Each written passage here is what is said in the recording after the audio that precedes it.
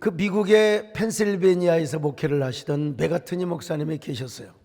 이분은 40년 동안 10월 넷째 주만 되면 겨울이 오기 전에 오늘 본문의 말씀을 가지고 설교를 하시는데, 그 설교가 얼마나 달콤했으면 미국 전역에서 비행기를 타고 그 설교를 들으고 모여들었다는 거예요. 그래서 예배당에 입추의 여지가 없이 바깥에 접이대까지 깔아놓고 이렇게 설교를 했다는 이야기를 듣고, 저도 30년째 지금 겨울이 오기 전에 라는 설교를 해왔습니다.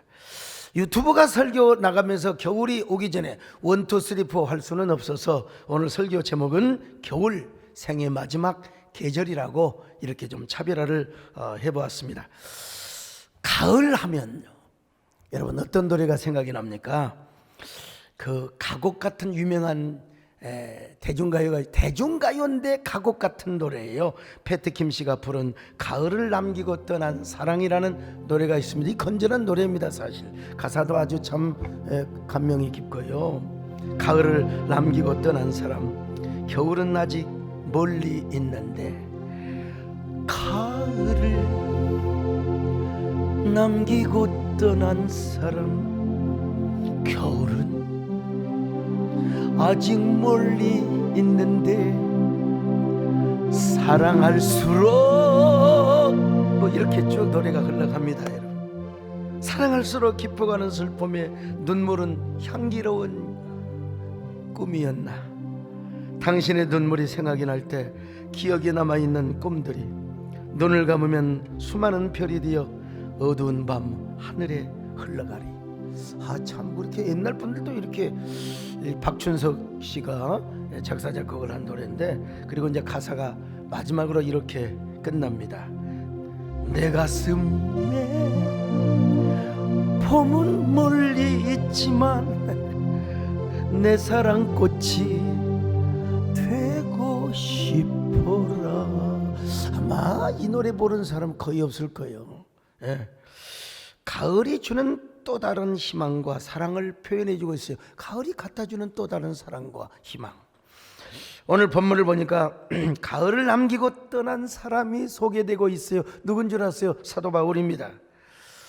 그는 지금 복음을 전하다가 로마의 감옥에 갇혀 있습니다. 감옥에 갇혀서 디모데에게 편지를 쓰고 있는데 때는 가을이었던 것 같습니다. 겨울이 오기 전에 빨리 디모데에게 자신 곁에 와달라고 부탁을 하고 있어요. 자, 디모데 후서 4장 21절을 같이 봅니다. 시작. 너는 겨울 전에 어서 오라. 으블로와 부데와 리노와 클라우디아와 모든 형제가 다 내게 문안하느니라. 자, 그런데 올 때 뭘 가져와요? 두꺼운 네토를 가져오고, 그리고 또 두꺼운 책을 가져오라고 했습니다. 그는 지금 겨울을 맞을 월동 준비를 하고 있는 거예요. 자, 디모데후서 4장 13절입니다. 시작. 네가 올 때 내가 드로아 가보의 집에 둔 겉옷을 가지고 오고 또 책은 특별히 가죽 종이에 쓴 것을 가져오라. 바울은 겨울을 생각할 때마다 계절적인 겨울만을 생각한 것은 아니었어요. 아마 깊은 심중에 마지막 인생의 계절, 죽음도 생각했던 것 같습니다. 왜냐하면 그 앞에는 지금 죽음의 때가 오고 있거든요. 순교의 때가 성큼성큼 다가오고 있었어요. 자, 디모데후서 4장 6절입니다. 시작. 전제와 같이 내가 벌써 부어지고 나의 떠날 시각이 가까웠도다. 그런 의미에서 아마 사도 바울은 가을을 남기고 떠난 사람이라고 할 수 있어요. 죽음의 계절, 순교의 때가 성큼성큼 다가오고 있었어요. 바울뿐이겠습니까? 오늘 우리도 마찬가지입니다. 오늘 우리는 여러분 언젠가 가을을 남기고 떠날 사람입니다. 언젠가는 죽음의 계절이 찾아오기 때문이에요. 2부 예배 끝나고 어떤 분에게 병실에 있는 분과 이게 뭐죠? 그 영상으로 기도를 해줬어요.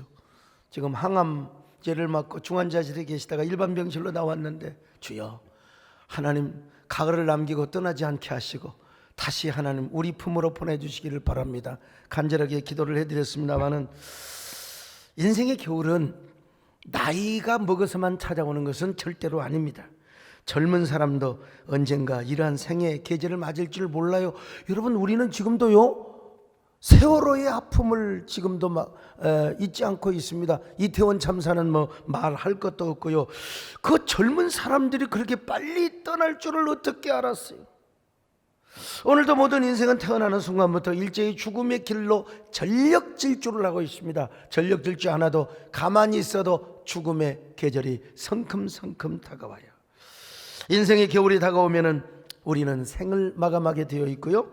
그냥 마감하는 것이 아니라 그냥 빈손으로 떠나게 되는 거예요. 빈손으로. 이런 걸 생각하면 얼마나 우리 인생이 허무한가. 그래서 인생의 허물을 외친 사람들이 성경에도 얼마나 많이 있는지 몰라요. 여러분, 절대 권력과 절대 명예를 가졌던 왕 다윗 왕도 내 인생이 손뼉만 하되어 손바닥만한 인생이라고 표현하고 있어요. 시편 39편 5절을 봅니다. 시작. 주께서 나의 날을 한 뼘 길이만큼 되게 하심에 나의 일생이 주 앞에는 없는 것 같사오니 사람은 그가 든든히 서 있는 때에도 진실로 모두가 허사뿐이니이다. 여러분, 그 많은 영광과 그 많은 뭐라고 할까요? 명예와 영예를 누렸던 다윗 왕도 아이고, 인생은 허무하다. 인생은 손뼉만한 게 우리 인생이라는 거예요. 그래서 베드로는 우리 인생을 뭐라고 했어요? 꽃과 풀로 비유를 하였습니다. 베드로전서 1장 25절을 봅니다. 시작. 그러므로 모든 육체는 풀과 같고 그 모든 영광은 풀의 꽃과 같으니 풀은 마르고 꽃은 떨어지되. 여러분, 이 풀이라고 하는 거 사실 어찌 보면 얼마나 약합니까? 근데 그 약하고 부드러운 것이 봄이 되면은 겨울의 대지를 뚫고 나옵니다.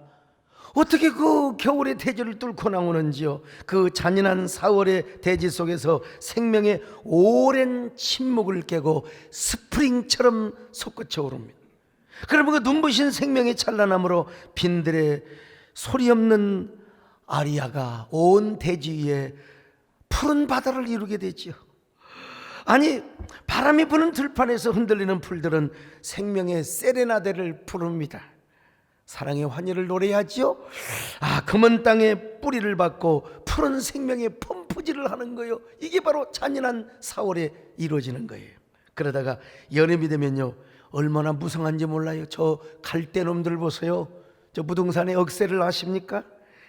하늘을 향하여 날을 세우면서 칼을 갑니다. 그거 잘못 건들면 손이 그냥 쓰러져 버려요. 잡초는 잡초대로 온 들녘과 산천초목을 얼마나 푸르르게 만드는지 몰라요. 그 푸른 풀들에게는 뭐가 있는 줄 아세요? 꽃이 있습니다. 꽃은 풀의 영광이요 클라이막스라고 말할 수 있어요. 자, 여러분, 그 풀잎들은 무엇을 위해 존재합니까? 1주가 됐건 2주가 됐건 3주가 됐건 그 꽃을 피우기 위해서 존재하는 것입니다. 여러분, 그 풀이 꽃을 피울 때 얼마나 아름답습니까? 얼마나 황홀하고 환상적입니까?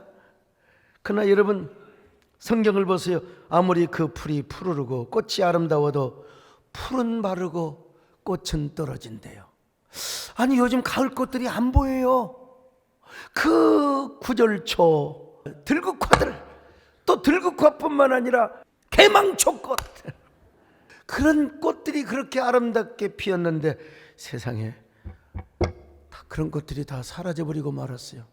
가을바람에 흔들리는 저 구절초가 얼마나 아름답게 보여요. 그런데 다 사라지고 말았어요.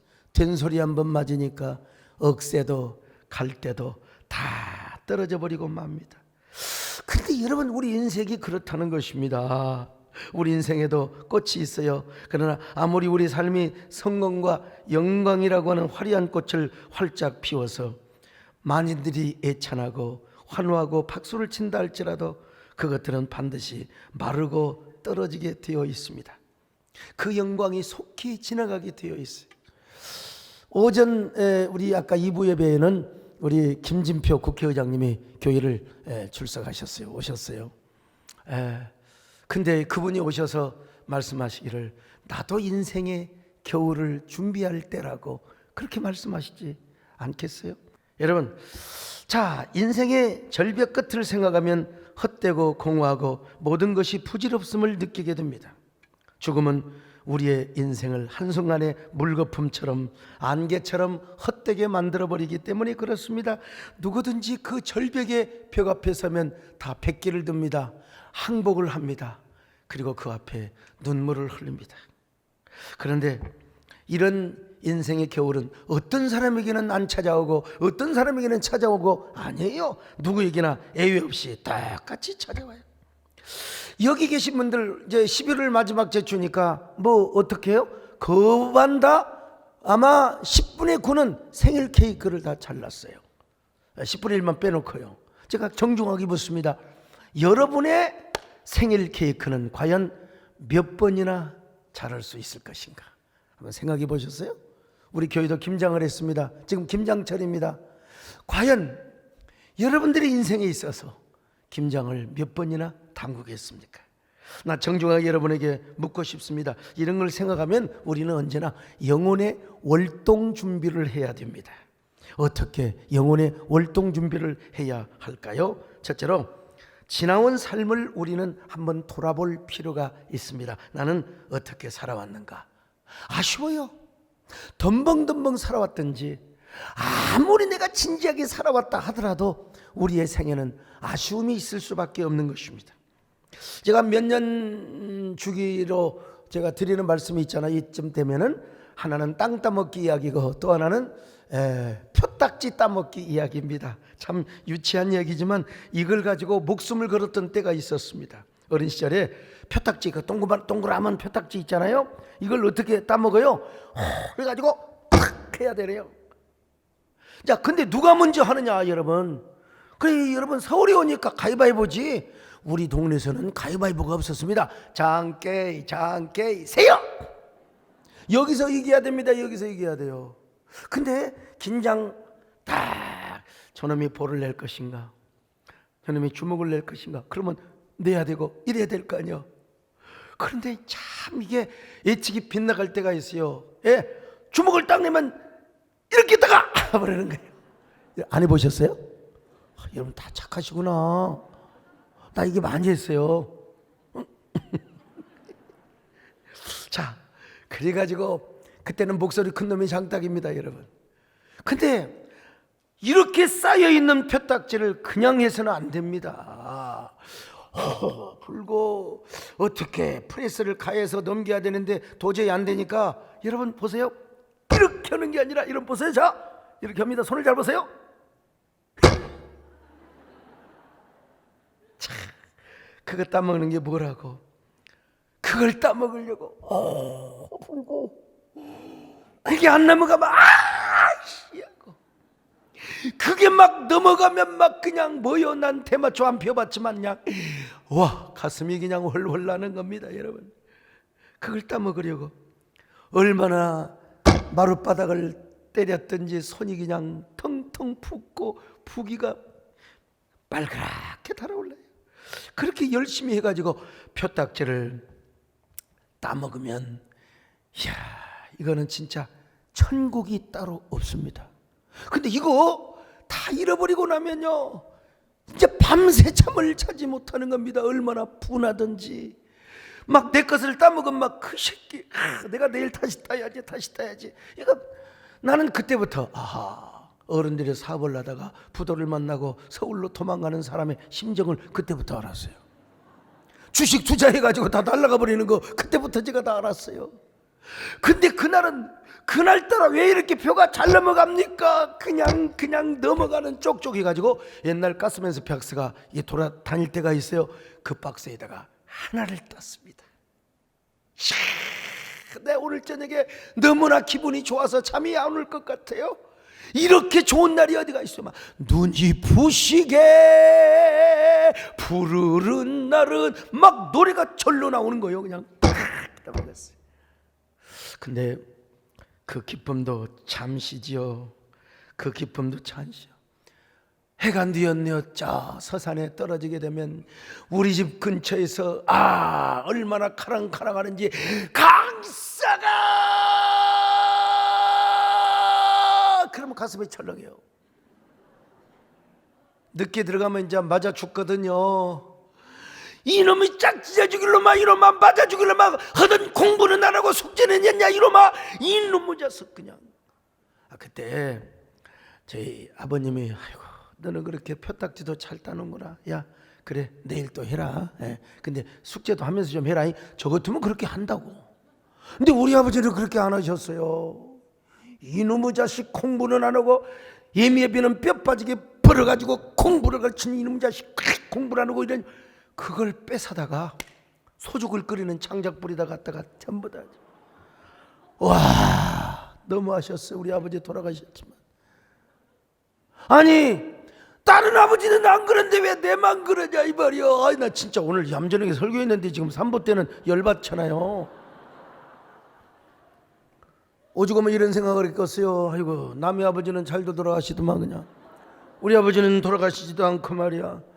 세상에 그 표딱지를 아궁이에다 다 던져버려. 난 저녁 내내 푼이 나가지고 우리 아버지를 어떻게 때릴 수도 없고 보내가지고 내 아버지가 그럴 수가 있느냐고. 정말 그런 때가 엊그제 같은데 뒤돌아보니까 이게 우리 인생인 것 같아요. 인생은 마치 한 박스 두 박스 힘들게 모으고 또 모아도 결국에는 아궁이의 불쏘시개로 던지는 표딱지 따먹는 것과 똑같은 거예요. 인간의 욕망과 모든 탐욕의 몸부림도 결국은 저 불꽃 앞에서 팔락거리는 불나방의 마지막 몸짓과 같기도 하고요. 그렇게 몸부림치며 얻었던 성공과 부와 명예와 그 모든 이 승리들이 우리에게 어떤 의미를 가져다 주는 것입니까? 인생의 마지막 계절인 겨울이 찾아오면 겨울엔 헛되고 결국은 공허한 한 줌의 채가 되어버리고 만다는 사실을 언젠가 하늘에서 그만 오라고 손짓하면 우리는 손 털고 그냥 가야 돼요. 다 하늘로 돌아가리라. 노을빛 함께 단둘이서 기슭에서 놀다가 구름 손짓하면 다 하늘로 돌아가리라. 그래서 여러분 최혜준 씨는 인생은 나그네 길이요 벌거숭이라고 했어요. 정일랑 두지 말라. 이건 진짜 내가 볼 때 예수의 이름이 없어서 그러지 이건 CCM 복음성거나 똑같은 겁니다. 세상에 미련을 두지 말래요 여러분요. 정일랑 두지 말자 미련일랑 두지 말자. 성경에도 나오잖아요. 인생은 벌거숭이 빈손으로 왔다. 빈손요 빈손입니다. 빈손으로 가는가. 빈손으로 가는가. 빈손으로.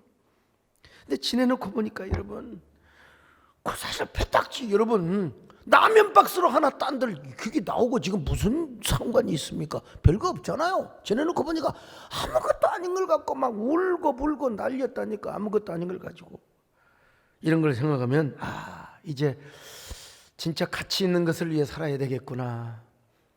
정말로 의미 있는 삶을 살아야 되겠구나. 이런 생각을 안 할 수가 없는 겁니다. 오늘 제가 그거 따먹는 거 라면 박스로 보관했다고 해서 그것이 나에게 돈이 됩니까? 명예가 됩니까? 아무 의미가 없어요. 의미가 없어요.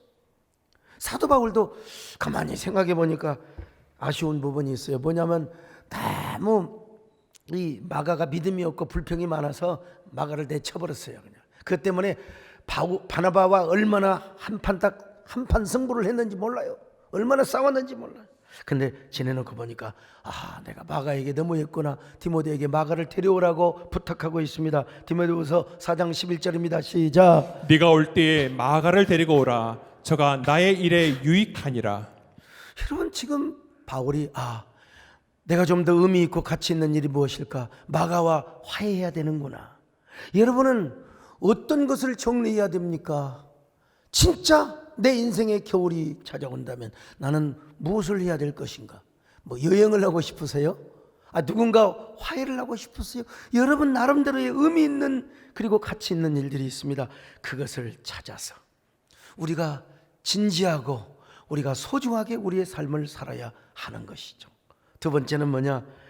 이제는 일반적인 의미와 가치를 넘어서 절대 가치 그리고 절대 진리가 있어요. 그분이 누굽니까? 예수 그리스도시죠. 자, 그래서 디모데후서 4장 13절입니다. 같이 봅니다. 시작. 네가 올 때에 내가 드로아 가보의 집에 둔 겉옷을 가지고 오고 또 책은 특별히 가죽 종이에 쓴 것을 가져오라. 여기 가죽 종이에 쓴 책 모든 학자들이 다 동의합니다. 아마 성경일 거라고. 죽기 전에 그는 성경 말씀을 더 묵상하고 싶었던 거요. 여러분, 그 성경에는 뭐가 있습니까? 하나님의 사랑 이야기, 하나님의 구속 이야기가 담겨져 있어요. 그래서 그 성경을 가까이 하고 싶었던 것입니다. 여러분은 도스토옙스키가 쓴 죄와 벌이라는 소설을 모르는 사람은 안 읽어도 내용은 거짓 다 알 겁니다. 주인공 라스콜로니코프는 악랄한 전당포 노파를 죽입니다. 여동생까지 죽입니다. 근데 증거를 인멸했어요. 완전 범죄입니다. 그래, 양심의 가책도 저 할망구는 당연히 죽어도 싸다고 생각을 했어요. 그런데 그의 여친인 소냐의 권유로 자수를 합니다.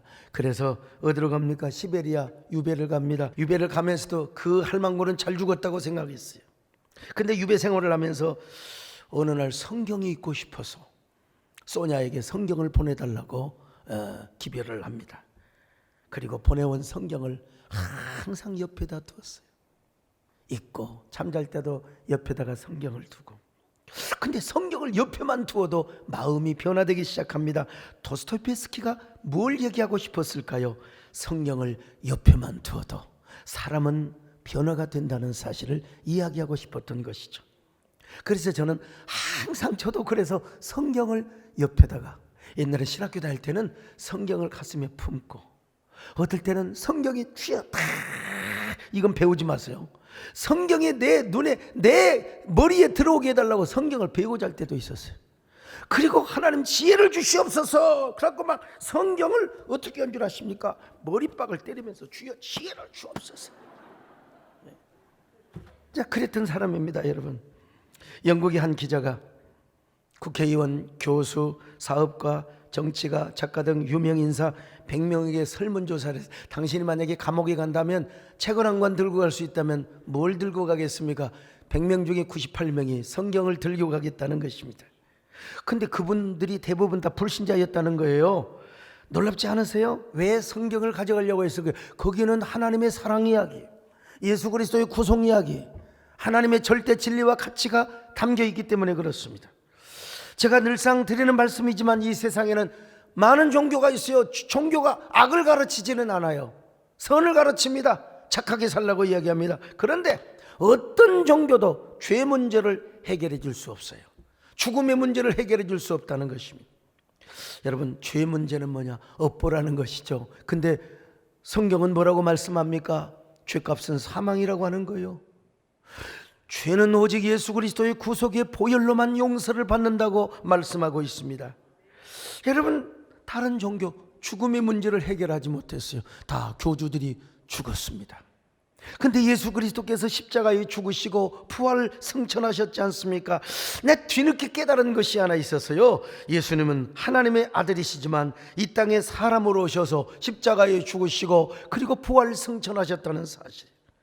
그래서 우리의 죄 문제와 죽음의 문제를 해결해 주셨다는 것이죠. 그래서 그를 믿는 자마다 영생을 얻는 거요. 멸망치 않고 영생을 얻는다고. 자, 요한복음 3장 16절을 같이 봅니다. 시작. 하나님이 세상을 이처럼 사랑하사 독생자를 주셨으니 이는 그를 믿는 자마다 멸망하지 않고 영생을 얻게 하려 하심이라. 그러므로 여러분, 우리는 절대 가치와 구원의 진리가 담겨 있는 뭘 가까이 해야 되느냐? 성경을 가까이 해야 됩니다. 성경을 가까이 하는 것이 좋습니다. 말씀을 깊이 묵상하면 우리가 경건하게 돼요. 정결하게 됩니다. 여러분, 거룩한 상상력을 품게 됩니다. 거룩한 묵상을 하게 되는 거요. 이런 사람의 특징이 뭐냐? 예수 그리스도를 절대 부하로 여기는 사람입니다. 모세가 그렇게 고백했지 않습니까? 자, 히브리서 11장 26절입니다. 시작. 그리스도를 위하여 받는 수모를 애굽의 모든 보화보다 더 큰 재물로 여겼으니 이는 상 주심을 바라봅니다. 여러분, 모세뿐만이 아닙니다. 사도 바울도 이 땅에서 그리스도를 가장 위대한 보화라고, 그리고 그리스도를 아는 지식을 가장 고상한 지식이라고 고백을 했습니다. 빌립보서 3장 8절입니다. 시작. 또한 모든 것을 해로 여김은 내 주 그리스도 예수를 아는 지식이 가장 고상하기 때문이라. 내가 그를 위하여 모든 것을 잃어버리고 배설물로 여김은 그리스도를 얻고. 그리스도를 얻고. 그래서 전설에 의하면 사도 바울은 뭐라고 했어요? 단두대에서 목이 잘라지는 순간 목이 튀면서 3번 이렇게 이야기를 했대요. 주 예수, 주 예수, 주 예수, 주 예수보다 귀한 것은 없네. 주 예수보다도 귀한 것은 없네. 예수 밖에는 없네. 저 자신도 부족하지만 마찬가지입니다. 여러분, 나는 아무리 산행을 좋아하고 아무리 어떠한 인간적인 사랑이 있다 하더라도, 여러분, 나는 가족보다도 내 인생 자체, 내 존재 자체보다도 더 위대한 분이 누구냐? 나의 최고의 보아는 예수 그리스도십니다. 나 원래 그런 사람이 아니요. 저희 가정 환경에서 예수 믿을 사람이 아니요. 제가 쪼잔하게 무슨 공책 하나 받으려고 무슨 아마사탕, 네, 여러분 어릴 때 사탕을 얼마나 좋아했는데 교회 가면 공짜로 준대요. 부활절에, 성탄절에. 난 그래도요 자존심이 있지, 네, 그런 거 얻어먹으러 교회 간 사람 아닙니다, 여러분. 근데 참 저 같은 사람이 예수를 믿고, 저 같은 사람이 예수님의 종이 됐다, 하나님의 종이 되었다, 목사가 종이 되었다, 이거는 진짜 어메이징 그레이스. 이걸 뭐라고요? 아주 그냥 정말로 이건 어처구니 없는 은혜가 아닐 수가 없어요. 내가 목사가 되었다, 어처구니 없다. 아니, 우리 중학교 고등학교 친구들이 가끔은 뭐 그렇게 이야기를, 야 우리 저 소강석이 교회 가서 저 학창 시절 거 싹 까불려 버리자. 많이 까불려라. 이미 까불렸다. 지난주에 평경원과 전도단 사역자들과 함께 계적산 황토길을 걸었어요. 황토길을 거는데 참 좋대요. 참 아름답대요. 근데 야외음악당에서 여러 성도들이 저에게 보내는 엽서를 제가 읽어주고 또 대답도 해주고 그런 시간을 가졌습니다. 그분들이 이제 엽서로 저에게 대부분 무명으로 보낸, 어떤 분은 이렇게 썼어요. 엽서에다가 우리 교회 처음으로 왔는데 목사님 얼굴을 보고 깜짝 놀랐대요. 목사님 얼굴이 우리 시어머니하고 너무나 똑같다라는 거예요. 빵 터졌어요. 하필이면 친정어머니라든지 옛날 사귀던 남자라든지 그래야지 시어머니하고 닮았다는 거야. 참, 어떤 분은 또 이런 질문을 했더라고요. 담임 목사님이 안 됐더라면 무슨 일을 하고 있을까요? 제가 조금 생각해서 몇 초요. 아마 사업을 하지 않았을까? 이런 생각을 해봤어요. 내가 성도들에게 물어봤어요. 내가 사업했으면 돈 많이 벌었어요? 안 벌었을까요? 많이 벌었대요. 얼만큼 벌었을까요? 수백억, 수천억. 무슨 수천억이야. 내가 사업을 했으면 조 단위로 벌었지. 뭐 여러분 11조도 그렇게 쪼잔하게 안 해요. 감사헌금도 제가 억 단위로 하지 쪼잔하게 안 한다고, 아이고 추수감사헌금을 할까 말까 하지 말라고 했으니까 안 해도 되겠지. 난 그렇지 않아요. 팍팍 해버려. 근데 제가요, 이런 사람이 예수를 믿고 목사가 되었다니, 이런 하나님의 은혜가 어디가 있어요? 난 그래서 죽는 그날까지 1000번을 불러도 내 눈에는 눈물이 멈추지 않는 그분, 무엇 때문입니까? 예수 그리스도 때문에. 절대 가치, 절대 진리 때문에 저는 울고 웃는 사람이 될 것입니다. 1000번을 불러도 내 눈에는 눈물이 멈추지 않는 것은 십자가의 그 사랑, 나를 살리려 하늘 보좌 버리시 나를 사랑하신 그분이 예수여, 그분이 예수여. 세 번째, 마지막으로 영원한 천국에 소망을 두는 삶을 사는 거예요. 여러분, 영원한 천국. 저는 촌놈 출신이기 때문에 제가 서재에 벽난로가 있어요. 벽난로. 옛날에 소주 끓이면서 그냥 그 아카시아 나무 갖다가 떼고 그런 그 벽난로. 옛날 초등학교 다닐 때 벽난로가 있었잖아요. 거기서 옛날에 그런 게 있었습니다. 막 선생님한테 막 그땅 뭐 좀 찔러주고 그러면 난로 옆에 앉혀주고 말이죠. 그래 있었어요 옛날에. 우리는 그냥 작은아버지가 다 망치고 가서 뭐 도시락도 창피해서 내가 못 먹었다니까 새카만 꽁보리밥에다가 김치국물 질질 흘린 데다가 참 중학교 때 가서는 막 보니까 막 계란 후라이 해온 놈들 현찰 장사하는 분들이 뭐 이발소 다방 이런 분들이 외상이 없잖아요. 그래가지고 막 그 후라이를 쫙 그러는데 내가 그냥 비유땡이가 좋아가지고 같이 먹자 딱 하고 저리 도망가려면 침도 한번 택 뱉고 그냥 같이 먹고 그냥 그렇게 살았는데 참 그게 그때 추억이 있어서 가끔 그 친구가 지금 고향에서 장로가 되어 있어. 장로. 야 그때부터 주의 종을 잘 섬겼다 네가. 야 후라이 나눠 먹는 거 하나님이 더 정말 하나님이 복을 주실 거야. 아이고 그러지. 그런데 겨울이 오면은 서재에 있는 벽난로를 피우면서 그 앞에 앉아서 책도 보고 그 앞에 앉아서 원고도 수정하면서요. 지난주부터 벽난로를 피우기 시작했는데 장작불을 피워놓으면은 이게 꼭 우리 인생살이와 똑같아요. 그렇게 불이 막 싸게 활활 타오르다가 사그라드는 게 여러분 우리 인생이란 말이죠. 여러분 인생은 연기 속에 채를 남기고 말없이 사라지는 모닥불 같은 왜 이렇게 눈물이 나오려고 그래요? 참 찬송가도 아닌데 우리 인생이 모닥불 같아요. 왜 이렇게 인생이 빨리 타오르다가 사그러진단 말입니까? 아니 교회 다닌다고 예수 믿고 신학교 간다고 직상에 배 맞고 쫓겨난 지가 엊그제 같은데 이 세상에 제가요 이제 50대가 아닙니다. 이제 60 여러분 지난 봄에 제가 회갑잔치를 했어요. 옛날 같으면 할아버지 물론 제가 지금 예손자 두었으니까 할아버지죠. 인생의 서사가 왜 이렇게 빨리 지나가는지를 몰라요. 참 기가 막힐 일입니다. 근데 여러분 60대를 생각하면 김광석 씨가 부른 어느 60대 노부부의 이야기 노래가 생각이 납니다. 70대도 아니고 어떻게 60대에 부부가 서로 헤어진단 말입니까? 곱고 이던 그 손으로 넥타이를 메어주던 아이고 참 곱고 이던 그 손으로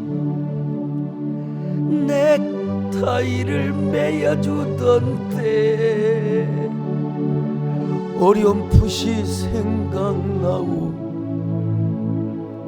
여보 그때를 기억하오 세월은 그렇게 흘러 여기까지 왔어요. 인생은 그렇게 흘러 여기까지 왔어요. 황혼에 기울어요. 다시 못 올 그 먼 길을 어찌 혼자 가리려 하오. 어떻게 저희 어머니 아버지는 참 물론 횟수가 다는 건 아니지만 한날에 가셨어요. 그래서 우리는 어머니 아버지 추도 예배를 한날 드립니다. 한날.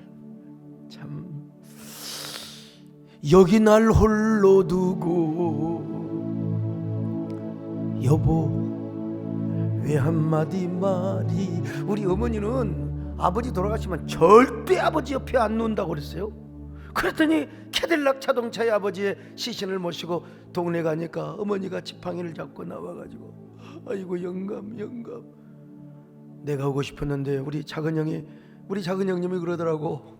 아니 그렇게 원수처럼 살더니 아버지가 돌아가신 게 우네. 그래 야 이 썩을 놈아 내가 자식을 몇이나 낳고 그랬는데 영감이 가는데 영감 먼저 가세요. 내가 뒤따라서 영감 옆에 눕겠습니다. 야 참 그게 부부더만 보니까 부부야. 여보 안녕히 잘 가시게. 언니가도 말씀을 드렸는데 아니 노래를 제가 쭉 기차 철도 걷는 그 배경으로 걷는 그 노래가 있거든요.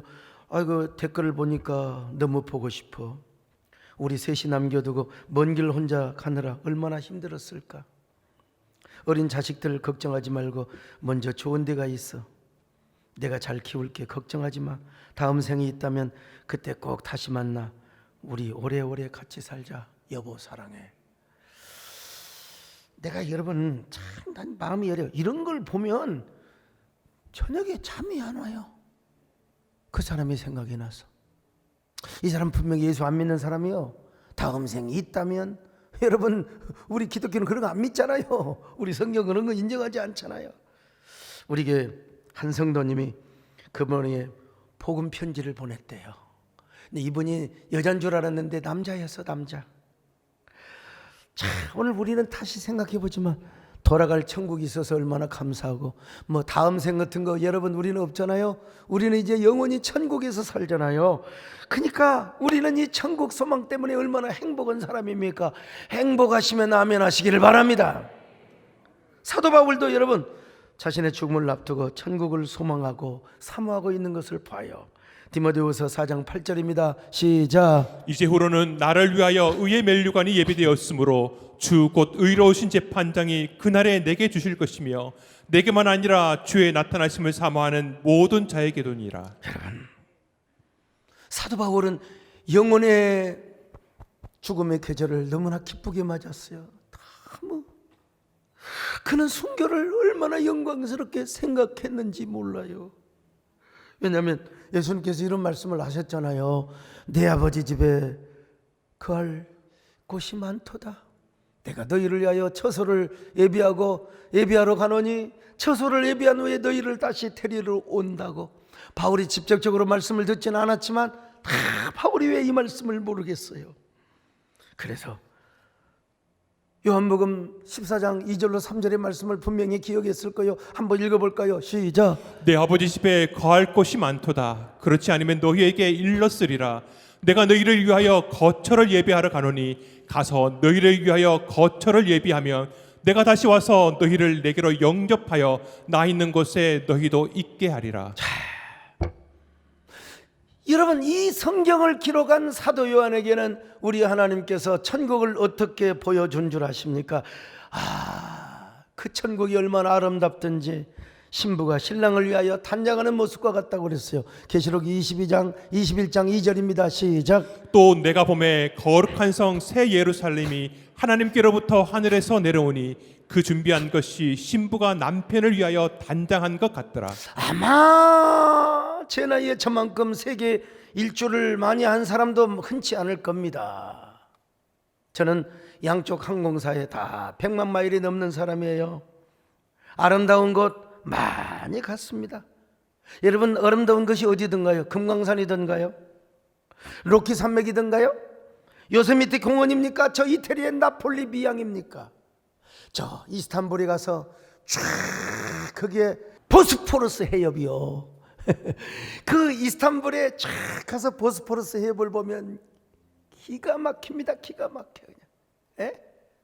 비록 그 터키에 그 이슬람 종교가 가득한 곳이지만 얼마나 아름다운 것인지 알 수가 없어요. 근데 사도 요한에게는 그게 아름다운 게 아니에요. 신랑을 위하여 단장하는 신부의 모습. 여러분 신부가 아름답습니다. 저 어제도 결혼 주례를 하였지만 보통 때는 별론데 쫙 꾸며놓고 오면 그냥 반짝반짝이면 눈에도 깜빡깜빡 때마다 별이 반짝반짝 뜨고 말이죠. 예. 예뻐요.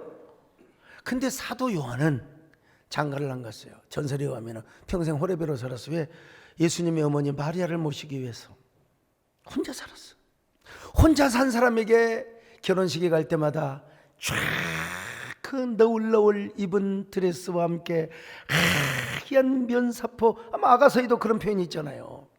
그런 신부의 모습을 볼 때 얼마나 첫날 밤은 아름다울 것인가, 저런 여자와 가정생활을 하면 얼마나 행복할까, 이런 생각이 남자로서 없었겠습니까? 바로 이런 사도 요한에게 천국을 무엇으로 보여주었습니까? 저 신랑을 위하여 단장한 신부의 모습처럼 보여주었다 이 말이죠. 그런데 그 신부의 모습뿐만이 아니요, 아름다운 성곽이요, 아름다운 동산처럼 보여주었단 말입니다. 그런데 거기에는 사망이 없어요. 애통하는 것이 없어요. 곡하는 것이 없어요. 더 이상 아픈 것이 없습니다. 여러분, 아픈 사람 계십니까? 천국에는 더 이상 아픈 것이 없어요. 요한계시록 21장 4절입니다. 시작. 모든 눈물을 그 눈에서 닦아주시니 다시는 사망이 없고 애통하는 것이나 곡하는 것이나 아픈 것이 닿지 있지 아니하리니 처음 것들이 다 지나갔음이러라. 여러분, 이런 천국을 믿으시면 아멘합니다.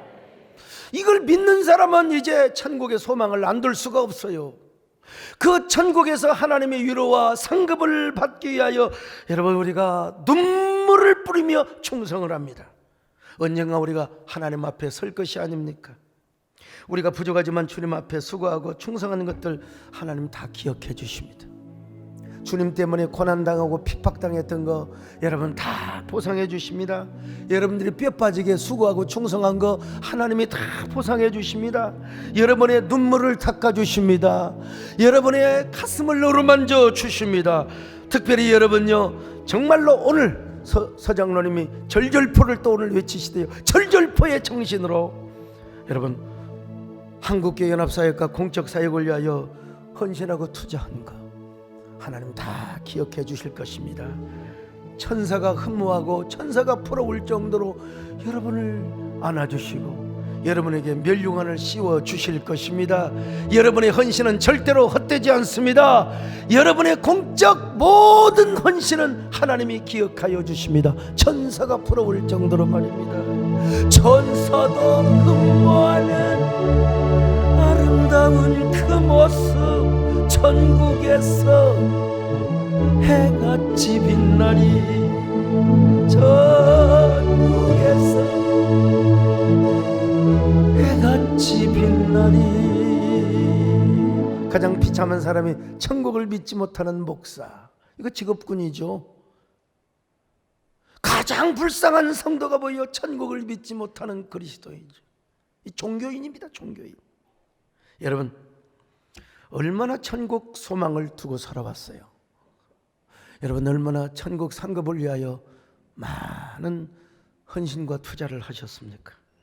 로마서 8장 18절에 보면 오늘날 주님 때문에 당하는 고난, 장차받을 상급에 비하면 이거는 아무것도 아니라는 거예요. 비교할 수가 없어요. 로마서 8장 18절 같이 읽어봅니다. 시작. 생각하건대 현재의 고난은 장차 우리에게 나타날 영광과 비교할 수 없도다. 비교할 수 없어요. 올림픽에서 금메달을 받는 사람은 눈물을 흘립니다. 인간은 너무나 기쁘면 눈물이 나게 되어 있어요. 지난번에 월드컵을 제가 안 봐야 되는데 마지막 순간에 나는 손흥민은 실수하지 않을 수 있어. 손흥민이 찬게 그냥 그대로 들어갈 줄 알았는데 세상에 그냥 비사이드로 갔어요. 이러는 걸 요즘 젊은 애들은 똥포를 찼다 그런 겁니다. 그래가지고 그게 너무 아쉬워서 그 스릴, 그 서스펜스가 있잖아요. 그 순간 그게 아쉬워서 또 2시, 3시까지 잠이 안 온 거 아시는 분 나는 안 봐야 되겠다. 이제 다 끝나고 봐야 되겠구나. 다 끝나는 거 나중에 봐야 되겠구나.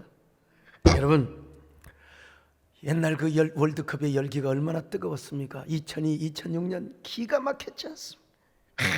눈물이 났잖아요.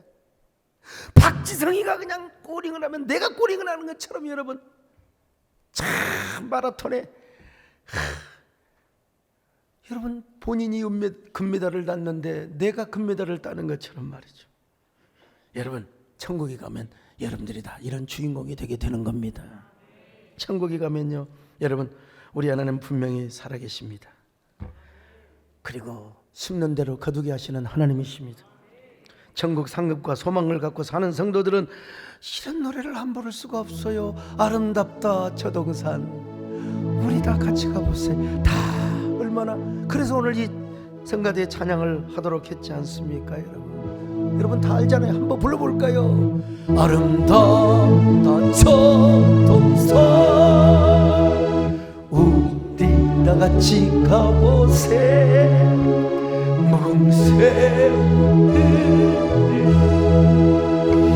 풍파가 있지 않는 평화의 동산 배가 바삐 공기는 신성정하는 저동산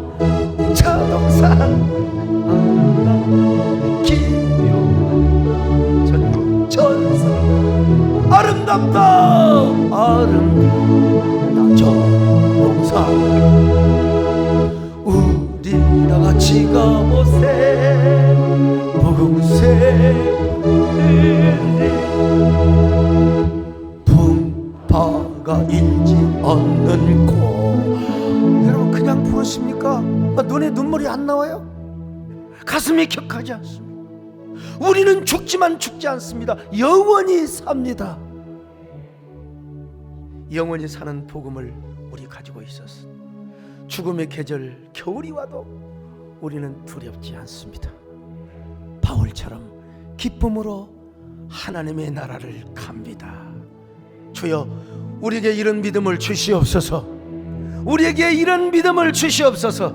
여러분 함께 기도하는 시간을 갖습니다. 아름답다 저동산 우리 다 같이 가보세요.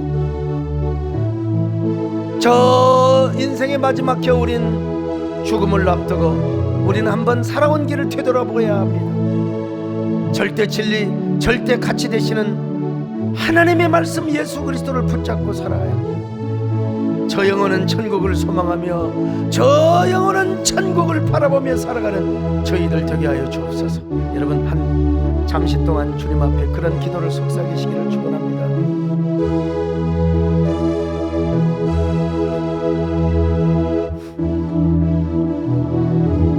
아멘. 하나님 풍파가 없는 파도가 없는 수정같이 맑은 유리바다밖에 없는 아름다운 동산에 우리를 예비해 놓으시고 우리를 부르시는 주님, 오늘도 우리가 이러한 귀한 축복의 성도들이 되게 하여 주옵소서. 하나님 천국을 소망하는 아름다운 성도들 되게 하여 주옵소서. 우리의 모든 수고가 천국에서 보상되는 이러한 사실을 믿게 하여 주시옵소서. 그리고 충성하게 하여 주옵소서. 예수님의 이름으로 기도 올려옵나이다. 아멘.